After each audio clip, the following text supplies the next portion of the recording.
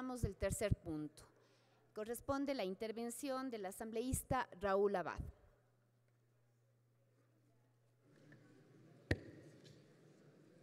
Gracias, presidenta.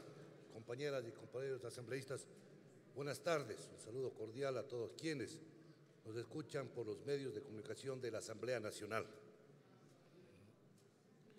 Al tratar esta tarde la ley de extinción de las universidades que fueron suspendidas por el CEACES en el 2012, estamos acabando con un capítulo que estuvo pendiente. Por eso que en este debate no tenemos que hacer tribuna política para defender a universidades que fueron suspendidas. Tenemos que hablar con razones, con fundamentos de lo que estamos diciendo. No podemos pensar que las universidades que fueron suspendidas, que tenían a su alrededor de 38.000 estudiantes activos y 6.000 que estaban egresados o habían abandonado eso, quedaban sin sus carreras. Es por eso, compañeros asambleístas, que viendo eso, las instituciones respectivas hicieron el plan de contingencia para que sigan estudiando aquellos que se quedaban en el abandono. Y eso implicó que el gobierno invierta 44 millones de dólares. Y es bueno también ver las estadísticas donde se dice y se habla que los 44.000 estudiantes, entre estudiantes activos, egresados y a quienes abandonaron 2 años antes, se llegó a que hasta este momento, estén alrededor de 20.000 estudiantes concluidas sus carreras por el plan de contingencia. Y el resto de estudiantes continúan porque el plan de contingencia es hasta el año 17. Por eso vemos, compañeros, que nosotros no solo estamos diciendo en este sentido de las que fueron suspendidas indefinidamente. Se dice en la legislación nacional y en la Constitución de la República, y también en todo lo que dice el derecho. La cosa que se crea por ley tiene que ser extinguida por ley. Por eso estamos haciendo esta ley, para extinción de esas universidades. Y hay una universidad que es con decreto ejecutivo. Eso lo tendrá que hacer el Ejecutivo. También hacer el decreto de extinción. Pero siempre tenemos que hacer esto concomitantemente, aprobar esta ley, donde estamos viendo y registramos que con los datos que les doy se ha hecho a la comunidad educativa ecuatoriana, a esos estudiantes que no pudieron concluir en esas universidades con el plan de contingencia, se lo ha hecho en diferentes partes del país. Y han sido, vuelvo y repito, 44 millones de dólares que ha invertido el gobierno en estos estudiantes. También, señores asambleístas, no solo tenemos que en esta cuestión de la extinción de las universidades que fueron suspendidas por el CES, pero también tenemos que hacer reformas, pues. Y muchos dicen, ¿por qué reformas a la LOES tiene que hacer? Tiene que hacerse porque el cierre de universidades, la extinción de universidades está en la LOES, porque la LOES, con el mandato constituyente y en el 2010 aprobado la LOES, se mandó a hacer el trabajo de información, de estadísticas, y se dio un plazo perentorio, recuerden, de 180 días para la evaluación nuevamente a esas universidades. Y quienes no llegaron a tener el mínimo de eso fueron suspendidos. Por eso que hay que hacer reforma a la LOES.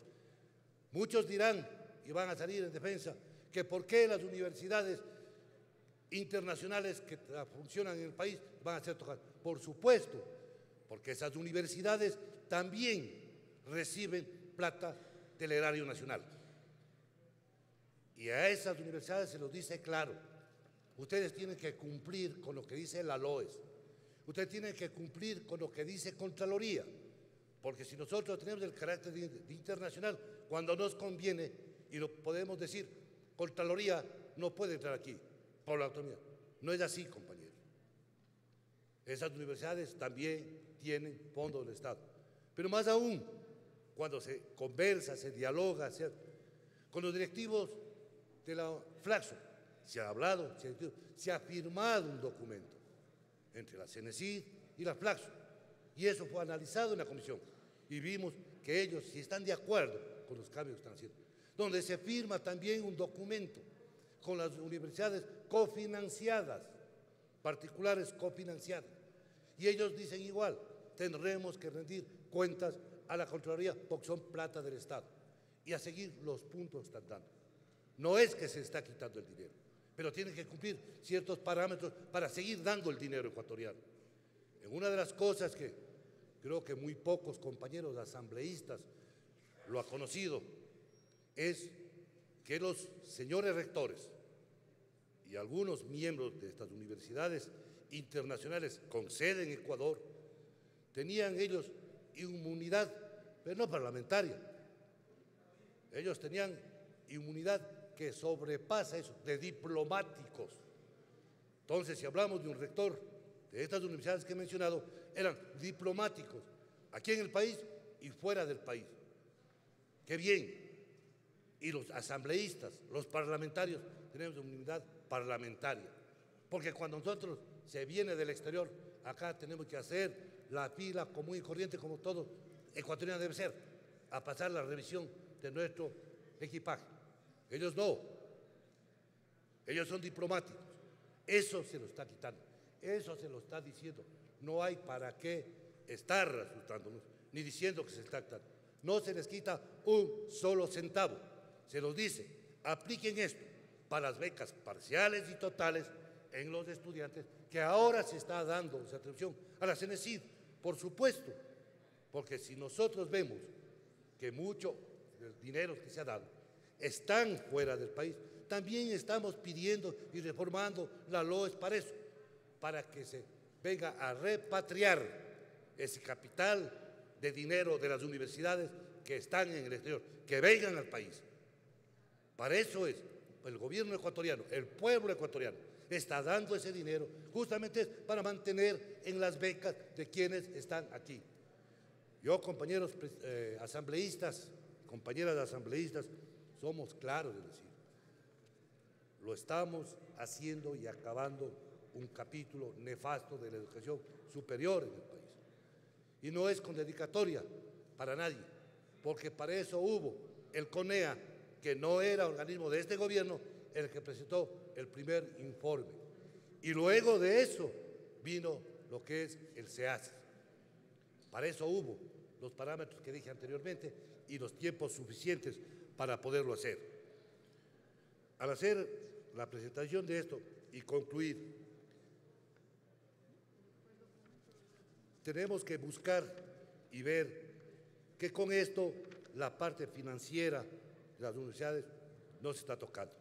Se les está diciendo, no se les está condicionando, se les dice, cúmplase lo que dice la ley ecuatoriana, la LOES, porque no podemos estar que a ratos somos internacionales y a ratos no lo somos. A ratos somos particulares y a ratos cofinanciadas. Pero gracias a Dios, los señores rectores de las universidades particulares cofinanciadas se dialogó, se conversó, y hay el documento firmado por ellos, que estaban diciendo, vamos a cumplir lo que dice la LOES, lo que dice la Constitución de la República, y lo dice, e igual que lo ha hecho la Flaxo. Eso es meritorio reconocer aquí en este pleno que existe acuerdos con las universidades. En otra de las cosas, compañeros, que plantearán a lo mejor en este debate, buscaremos que el debate sea práctico. No ganemos la tribuna por el proceso que estamos, que vamos a hacer que este momento defendamos a las universidades, a lo mejor, para que se les dé vuelto a sus dueños. No hay vuelto, compañeros. El vuelto tiene que pagarse al Estado ecuatoriano los 44 millones. Y si hubiese un excedente en alguna de las universidades, que dudo, porque muchas ya no tienen ni un computador, nunca lo tuvieron, pero dudo, pero si caso hubiese un excedente, eso se va a ser distribuido a las mismas universidades públicas del país, para que mejore la calidad de la educación superior. Es por eso que se ha hecho también una tabla distributiva de los remanentes que si existiese para que pasen a estas universidades e institutos superiores. Con esto, compañera presidenta, es el informe que he presentado, porque en el informe fue claro lo que se dijo y esto debía yo mencionar ante los compañeros asambleístas. Espero que el debate sea técnico, sea práctico, no demagógico ni político. Gracias, compañera presidenta.